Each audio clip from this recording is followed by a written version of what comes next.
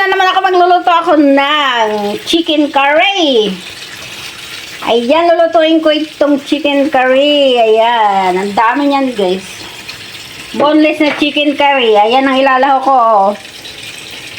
Patatas, karot at sibuyas. Ayan. Yan ang lulutuin ko ngayong gabi guys. Pero i-ready ko na lahat yan.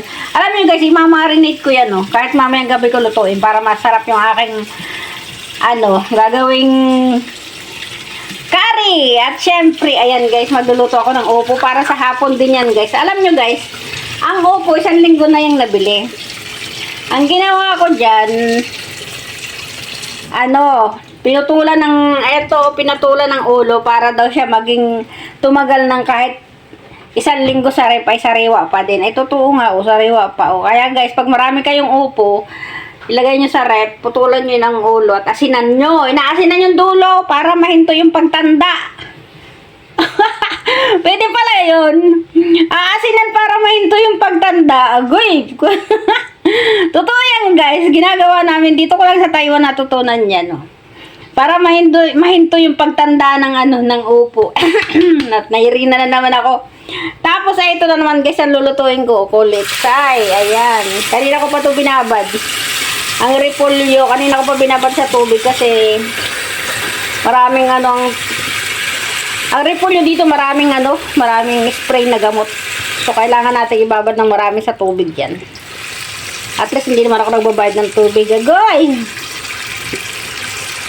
Okay guys, ang gagawin ko ngayon is hihiwain ko yan at imamarinate. At ito naman ay aking babalatan at ilalagay sa tubig para hindi mangitim. Nagano ba ako kagabi? Nagkakanta ba ako kagabi? Ba't ako napapaos? Agoy. Okay guys, wait for it. Ito yun guys Tingnan mo, 1 linggo na yan sa rep. Pero hindi siya tumigas. Yung upo na yan, yung sabi ko sa iyo na bago mo ilagay sa rep ay putulin mo yung dulo tapos lagyan mo ng asin. O, di ba? Hindi siya tumigas, hindi siya tumanda. Ganun talaga pala yun, Nakakapag-preserve pala yung yung asin. Alay, makaligo na rin ng asin.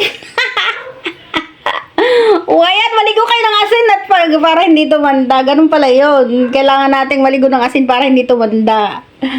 Ayan na guys, ito Joke lang yung guys Yung paliligo ng asin, baka maligo na, umpisan nyo na maligo ng asin, baka tiyon.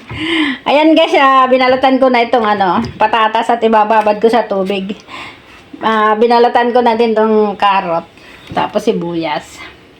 Tapos ito ngayon guys, hihiwain ko na yan, tapos ay aking imamarinate, kasi mamayang gabi ko pa yung lulutuin. Yan may yellow pa siya. Pero mas maganda na maghiwa ng may mga matigas-tigas pa kaysa sa malambot. O di ba? Wait lang guys, maghihiwa na ako at ipamarinate ko 'yan. At ayan na guys, na marinate ko na 'yan guys. Wala naman akong inilagay na diyan guys, kaya hindi ko na pinakita sa inyo kung paano pag-marinate. Bawang lang naman at sibuyas at saka toyo at paminta, yun lang naman guys para maging malasa siya bago natin lutuin. Yan, nilalagay ko na yan sa rep. Pero babalutin ko yan ng tatakipan ng kling-pling.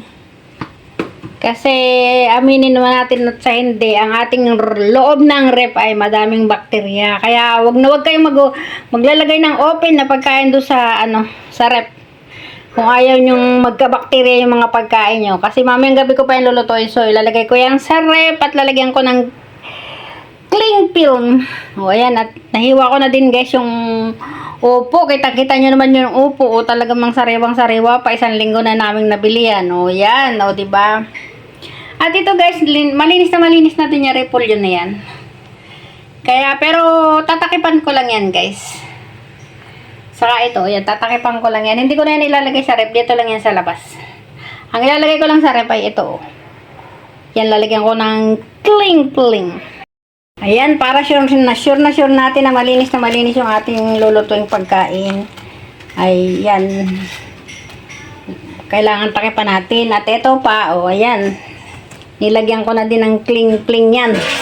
At itong repolyo, tatakipan ko na lang yan. Kasi mamayang gabi ko pa, hihiwain ko pa yan bago hiwain.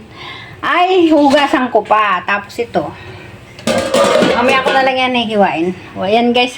Ganyan ko lang sinisave yung time ko kasi mamayang hapon pa ako magluluto. Nire-ready ko lang yan. Oh.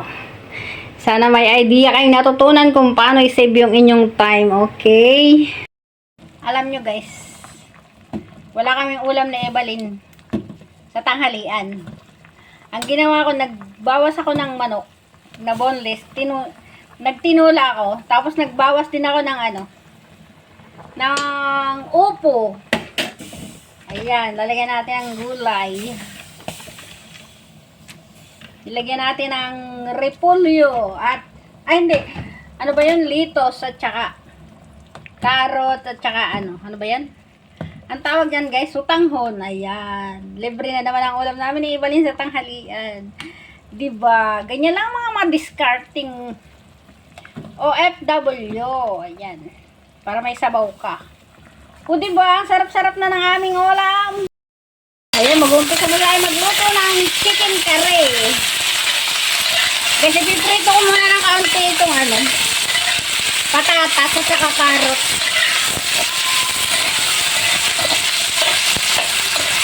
Madaling lutuin kasi yung karning manok. Kaya naisipan ko.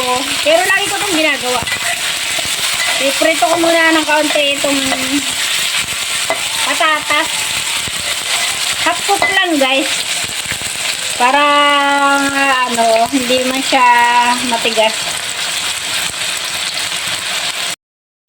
Ayan, pwede nang tanggalin natin sa mantika yan guys. Ipapalit naman natin yung carrots. Okay. Ayan, medyo nag-mute muna ako kay Sergio at baka masitira ko. Iprito ko lang ng konti ito guys. Tapos isusunod na natin yung manok. Madali lang kasi lutuin yung manok kasi boneless lang yun. Pangit naman kasi pag matigas yung mga gulay tapos malambot na yung manok. Ayan. Ayan, ito naman ang sinunod ko guys. Hindi ko na ilalagyan ng mantika guys. Kasi may mantika na yan. So, yung magluluto dyan guys, yung sabaw-sabaw niyang manok na yan. Hindi ko muna yan lalagyan ng tubig hanggat hindi yan hindi yan dry. Kailangan madry ng tubig ang tubig na yan.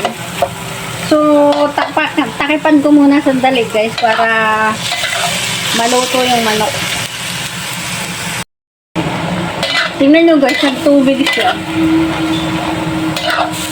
Ang lalaki pala ng hiwa ko ng manok. Ang liliit ang hiwa ko ng gulay tapos yung manok ko ang lalaki. Oo, ang lalaki ng hiwa. Kakatiin ko lang yung sabaw niyan guys. Magluluto din ako ito, tofu. Puro naka-ready na lahat, Itong sibuyas, nahiwa ko na. Tapos ito, ayan, nilabas ko na. Ayan, yung repolyo, Yan lang naman lulutuin ko, wala namang iba. So, kailangan maluto muna natin ito. Pagkata nito guys, ilalagay na natin yung mga gulay. Tapos sasabawan natin kasi ilalagay natin itong curry. Ito, yung curry. Curry cubes. Ayan, curry cubes ang lalak natin dyan. Ayan. Ayan, pwede na siya guys. Lagyan na natin itong mga ricado. Unahin natin ito sibuyas. Dami sibuyas, no? Paborito kasi nila sa curry. Marami sibuyas. Huwag na kayong huwag na kayong magreklamo. Kanya-kanya lang favorite yan. Tapos lagyan na natin ito. At saka ito. Ayan. Tapos dyan na natin sasabawan.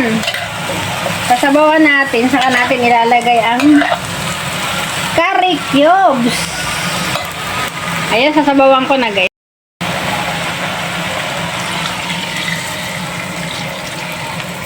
Yan. Nasabawan ko na guys. Pwede na yan. Sabaw na yan.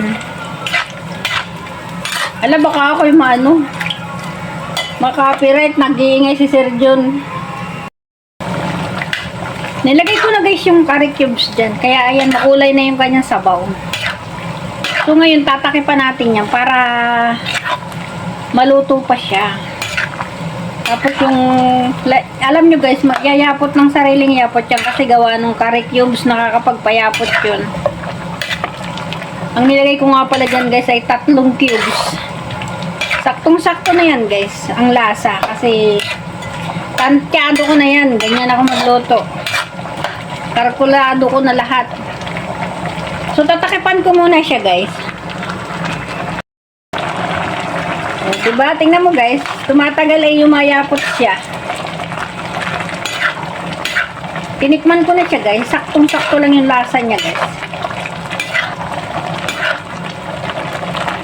Ang sarap. Merong mga tao talaga, guys, na hindi kumakain ng chicken curry.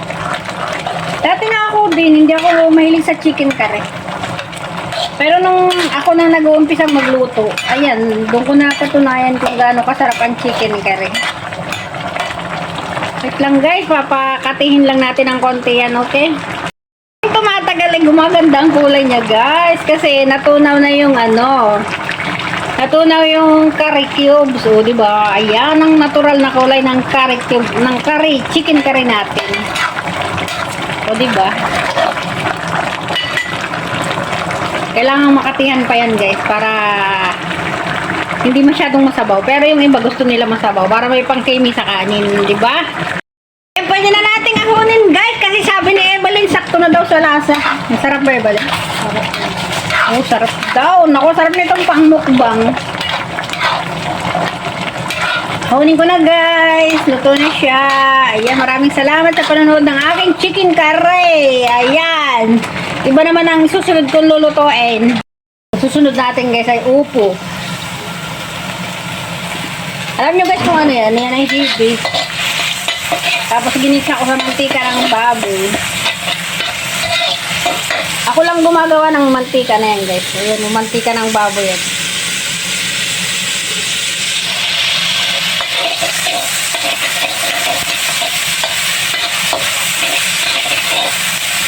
Ayan, opo ang iligisa natin. Lagay na natin si opo.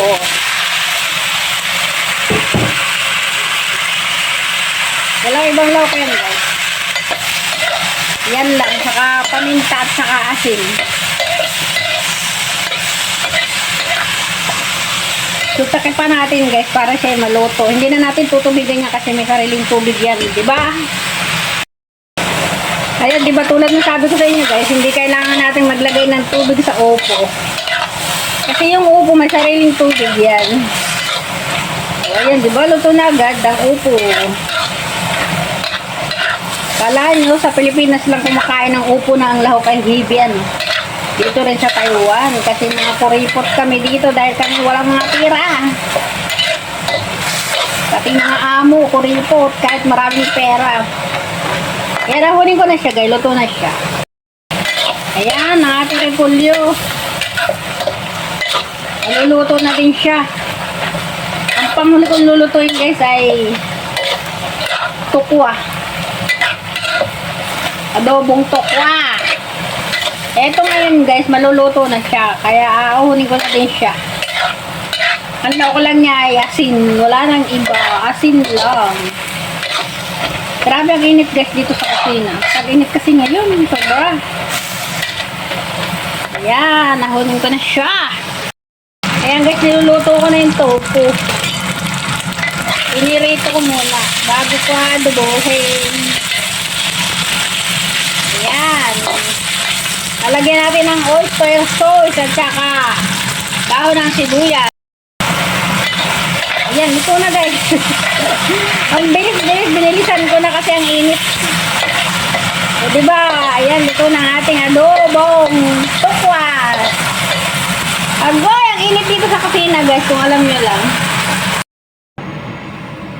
At dito na nagtatapos guys yung aking pagluluto. Ayan na, yung aking curry. Ayan, dami kong niluto. Isang kaldero, tsaka isang bowl. Ulamin namin yan ngayon. At ito na yung repolyo. Ayan. Tokwa. Opo.